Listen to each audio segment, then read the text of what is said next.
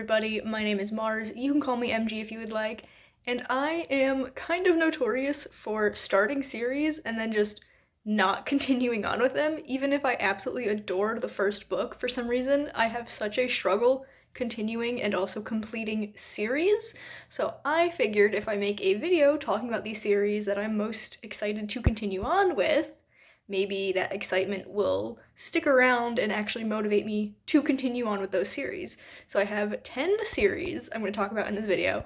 Not all of them are series where I read the first book and then never moved on. There are a few where I'm a little bit further along, but not many. So seeing as there are 10 I would like to talk about, why don't we just get right into it?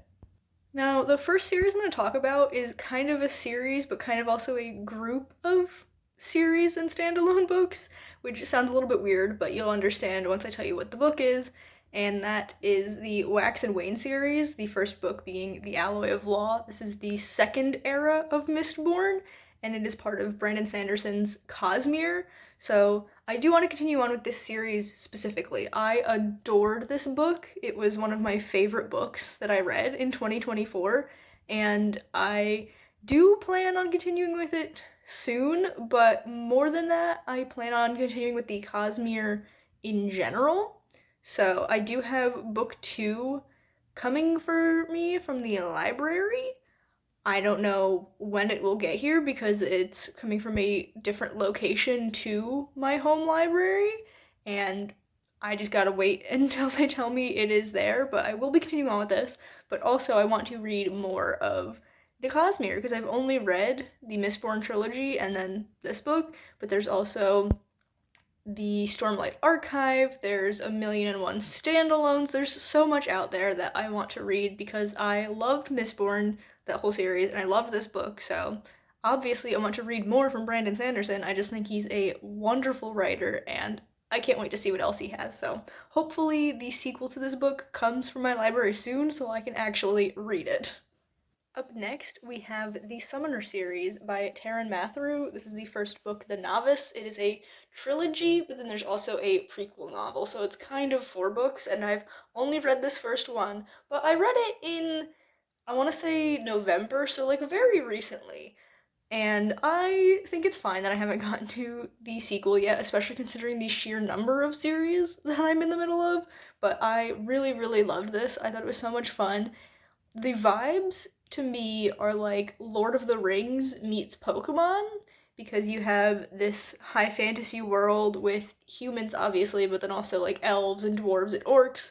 But then our main character goes to a school to learn how to summon demons, and there's like this power level system with both the summoners and the demons themselves, and it's like this whole big thing.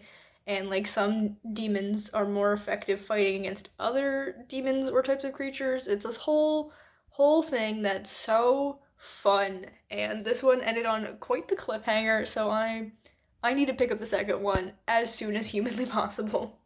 Next on my list is the Graceling Realm by Kristen Kishore. This is technically book 3, Bitterblue, but it's the first in the like main series, I guess. So there's Graceling and Fire, which are like companion novels that are separate from each other, but then they both act as prequels to Bitterblue, and these came out in the early 2010s, and I've owned the first 3 books since then. I've read them all multiple times. But then in, I want to say 2021-ish, 2022, 2 more books in the series came out that are direct sequels to Bitterblue. So I spent the last year or so slowly rereading the first 3 books, and I did in fact reread Bitterblue just in January, so I am caught back up. I'm ready to continue on with, I believe Winterkeep is the next one, and then Sea Sparrow. Don't quote me on that, they could be backwards, but either way, I'm refreshed on what happens in this book and how this world is situated, so I can move on to those 2 newer books finally at some point. The next series that I'm hoping to continue soon is The Last Binding by Freya Marski, and I read the first book last summer, and this is historical fantasy, and it's queer. All 3 books in the trilogy are queer, and I just had a great time with it. I loved the character work.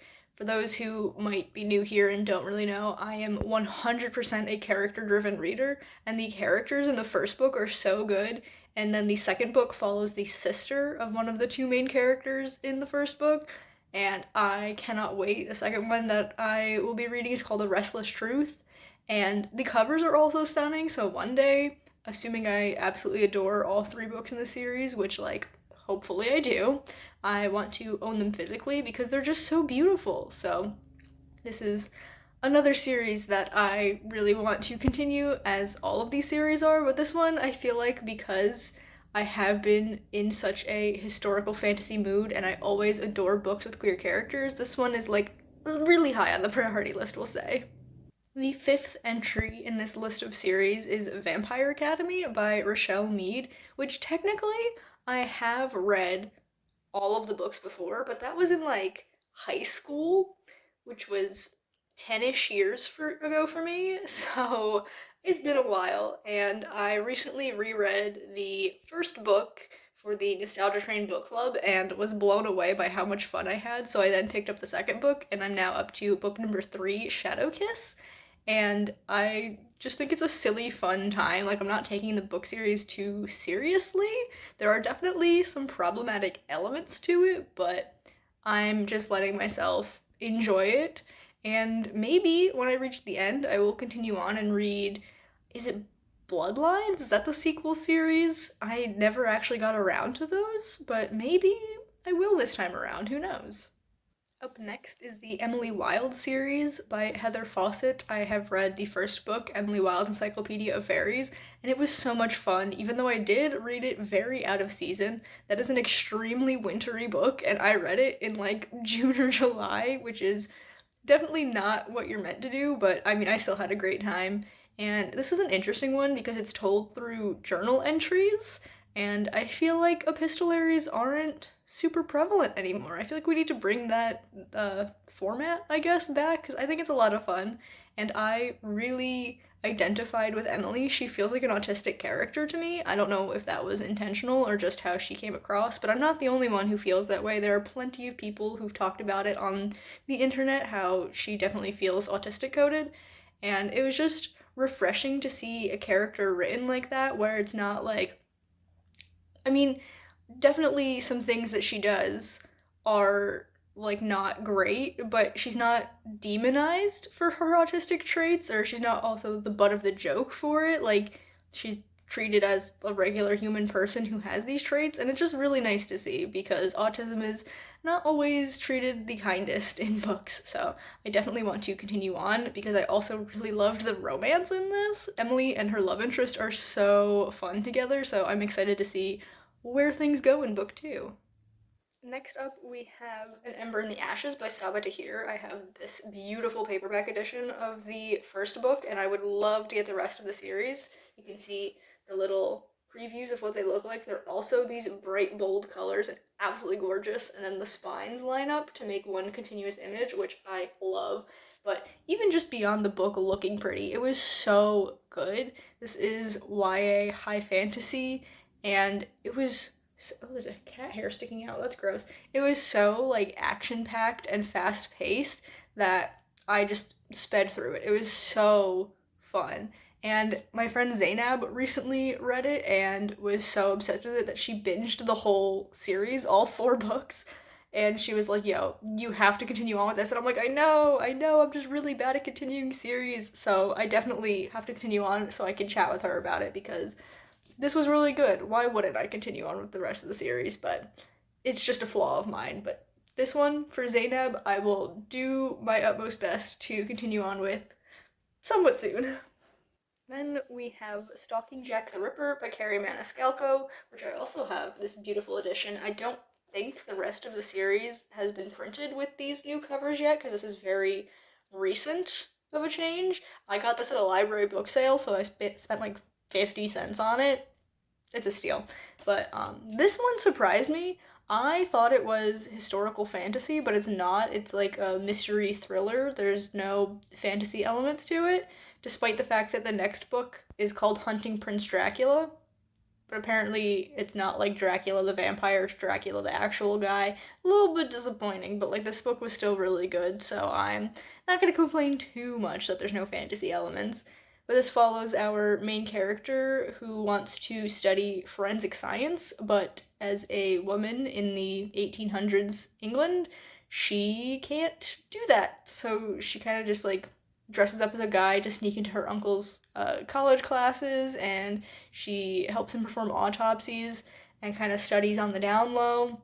And then in this first book, Jack the Ripper is killing women, and so she helps solve that mystery. And the way it all came together in the end, I feel like the culprit was obvious at a certain point, but it still like was a good ending. Like the reveal, even though I already knew it was coming, I still really enjoyed the reveal in this. So I am curious as to where the book goes, because in the second book, it is our main character and her love interest going to Transylvania to this like forensic science program, and that sounds very intriguing. So hopefully I can continue on with this and all of the other series soon. I know I'm repeating myself, but that's just because I feel so bad about loving these books and then not reading the rest.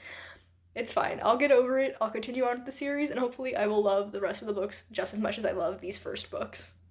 Okay, we have two series left to talk about, and these ones I don't feel guilt about because I actually can't continue on with them just yet. So the first of those two is the Ruinous Love trilogy by Brynne Weaver. So I read the first two books, Butcher and Blackbird and Leather and Lark, last year, and I loved Butcher and Blackbird. Leather and Lark I thought was fine. It didn't really hit me the same way the first book did, but I still thought it was fun. These are serial killer romances, and they're just so bizarre and wacky, and like, yeah, they're dark and gruesome, but they're also comedic, which I think really helps balance out the darker elements to it. And at the time of filming this, the third book, Scythe and Sparrow, has not yet come out yet, but it will be coming out in a week or so. I believe when this video is going live, though, it will be out. I'm filming this quite a bit ahead of time when it's going live, so I'm not entirely sure. But yeah, I'm so excited to finish out this trilogy and see the romance of the third brother, because that's kind of like the through line, is all three books follow a different brother. But yeah, I am going to be picking this up as soon as I can once it is released. And then finally, the last book on this list, this last series, is the Vardari by Siri Pettersen. This is book 1, Iron Wolf. Book 2, Silver Throat is the English translation. I've been waiting for it for like 2 years. When did this one come out? This came out in Norwegian in 2020, because that's the original language. Siri Pettersen is from Norway. And then in English in 2023. So, I read this book 2 years ago, and I believe the second book was coming out in Norway in the same year, and it's finally coming out in English this year. I don't know the exact date, but I believe it is sometime in the spring, so soon, and I will definitely have to reread this because it has been 2 years, but this is high fantasy. It is set in the same world as her Raven Ring series, but like 1,000 years later or something crazy like that. And it's portal fantasy. I think I said it's high fantasy. It's technically portal fantasy, but this one deals with blood magic, and I love blood magic, and I just think Siri and her translator Tara Chance, I feel like they've just built such a beautiful world, and I'm just obsessed with it. So I'm so excited that we're finally getting the second book in the series.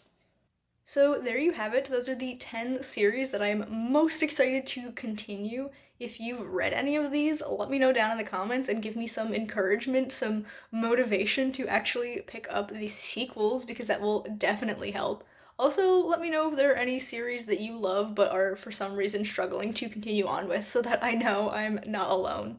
But we have come now to the end of this video, so if you've enjoyed it, be sure to give it a big thumbs up. You can subscribe to my channel for more content, and that way I'll see you guys in the next one. Bye, everyone!